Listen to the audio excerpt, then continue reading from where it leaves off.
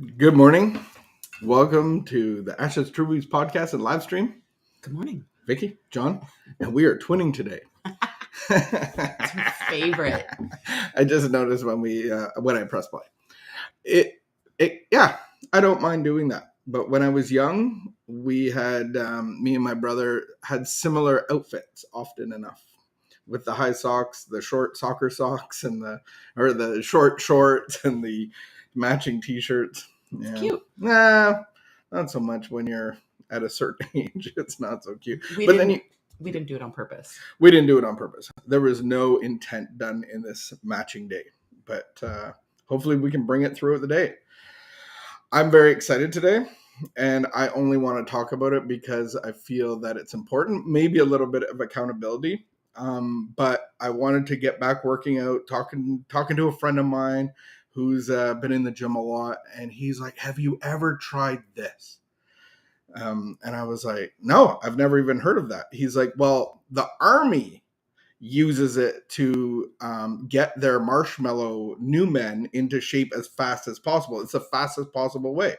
I'm like, it's a backpack, a weighted backpack. I'm like, that doesn't sound fun. And what do I have to do with it? Carry on. What's your comment? No, that's good. No, I like a good sass comment, and I think you have one or two. Do you think that the army is using it 30 minutes a day? I bet. I don't know. Oh. But in my limited research, and I put the vest on, and it was 50 pounds. And I'm like, did some research on some videos. It is impressive. All the people that are showing you how to use this are like Navy SEALs. Like, it's very encouraging to see these men use this system of working out. So I strapped on my vest. I took 20 pounds out. So I did a 30 pound and I did a walk, 30-minute walk, 33-minute walk. Mm-hmm. And today was focused on my upper body. So every bench that I saw, I did push-ups. And I did it early enough that there is not very many people outside. But good for you. I felt kind of like an army guy. Good for you. Like there's something inside of me that was evoked. So if you are a rucker, is what we call it.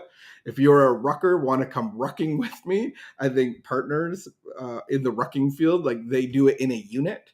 And it reminded me, like, I want to be a spiritual warrior, but can I be spiritually fit and not physically fit? I think there's a combination there. So I want to get a little more physically fit. I've been hitting the ice cream a little bit too hard. That's over. That's over. Although my friend did say in as I was lamenting to him, he did say moderation is the key. Doesn't matter that your wife has been saying that. If only I would listen to the wife. Then I would be like a physical specimen. I would be perfect. I would be perfect. If only we could listen to each other. If only. I know. I don't listen to you. It's fun to get up in the morning. I do sometimes listen to you. I enjoy getting up in the morning.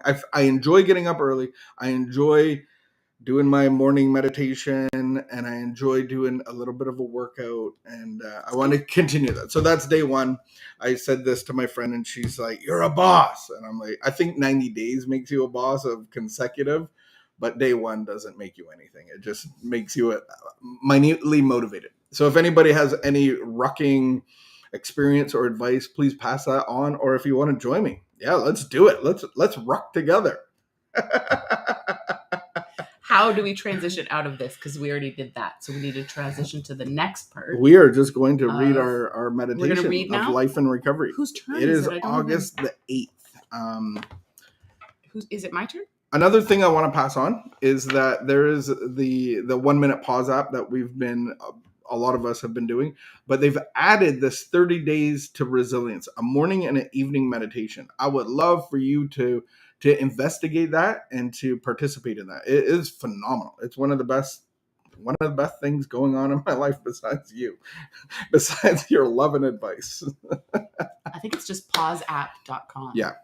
Very good stuff. John Eldritch is leading the way in the meditation Christian world. I do believe.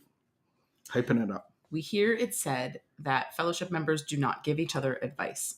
This specifically refers to the kind of advice that suggests taking drastic action to bring about a radical change in a marriage relationship. This we do not and must not do. In other ways, we in Al-Anon give a great deal of advice. We suggest looking into ourselves for the causes of our problems. We advise dependence on God's guidance. We recommend lots of Al-Anon reading, the study of the 12 steps, and the slogans. We suggest spiritual ways to find a new perspective and new strength. We share our personal experience in applying them. Today's reminder: when I am greatly troubled by an insoluble problem, I will gladly... Insoluble. Like, Does can't that be mean solved. Oh. It seems I can't solve it. I will gladly accept the advice of my fellow members that I concentrate on a slogan or a step in finding a solution. I know that constructive action can only be taken after I have lifted my thoughts and emotions out of their confused state. Using the slogans in the 12 steps will strengthen me to make wise decisions. That's good stuff. We walked right into this one. Advice giving. If only I would listen to everything that you wanted me to do. And I think that the meditation is what we must not do, and that's advice giving. There are some people that I listen to, and I'm like, in 5 minutes I could solve all your problems. But it's like, I don't want to play God. I know that advice giving can be playing God. I know that advice giving can build expectations. Advice giving can put me in a position of looking down at others. And so how do we bring others into a solution without advice giving? It can be super hard. I think that there's a place to advice giving on if I reach out to somebody about rucking. And about how to not to hurt my back, or not to, like, precautions that I could take. I think that is good advice or consultation when I'm asking for it, or people could interject it. Maybe if I'm walking and somebody sees that I might be injuring myself, I would be open to that kind of advice. But it's the advice that we tend to give that actually causes us to be in a position of playing God. So then our advice to everybody is stop playing God and lead them into the relationship with God. And so that's how I offer real help, is actually bringing people through a process, whether it's LifeLab or other 12-step material. And the whole point of that material is to lead them into a relationship with God. That will solve all of their problems. I thought this was like, I can only take constructive action after I lift my thoughts and emotions out of their confused state. So how do I get out of that? Say it again. How do I get out of my thoughts and emotions out of a confused state so that I can take constructive action? I'm not going to be able to take constructive action if I'm swirling in emotion and thoughts, and I'm frustrated, and I'm, and so I thought that was really good. I know that constructive action can only be taken after I have lifted my thoughts and emotions out of their confused state. So they're saying you can give advice. Like, there's certain advice that we can give, and it's the advice to help someone get out of that confused state. And so how do we direct, to like meditation? There's certain things that actually... Prayer, attendance at a meeting. Like show up at meetings. Starting to do small things consistently can help us get out of that confused. Yeah, and I was talking to a guy yesterday with a problem, and I think intellectually he was putting all these pieces in place to solve this problem, and it was like there was so much confusion and energy around behavioral, and I was like, oh, this is like making the problem worse and giving the problem to other people, and it's like, what's the real problem? And it's like I have some part of my heart has a broken relationship with God. So let's focus on that. What's the fear that's driving me to go in this direction? And it's so hard not to give advice, because some of us are so wise and smart and have run rehab. I know that I remember coming into our home environment and saying things and you reacting, and I'm like, she has no clue who I am. Like, she has no clue that I run a rehab center. Like, I was in a jail today talking to convicts. and she won't even listen to me at all. Not one bit. She has no clue who I am. And isn't that the first sign of playing God? Is like, you just don't know who I am and what I have to offer you. Wow. So hopefully some of this has resonated to those that are seeking help, those that are advice giving.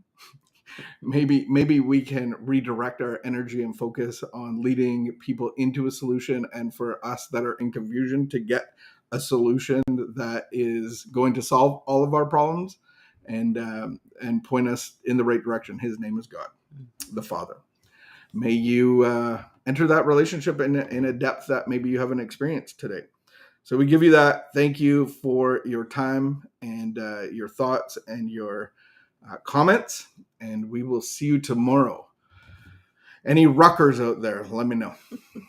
Keep the peace, be of good behavior, and we'll see you tomorrow.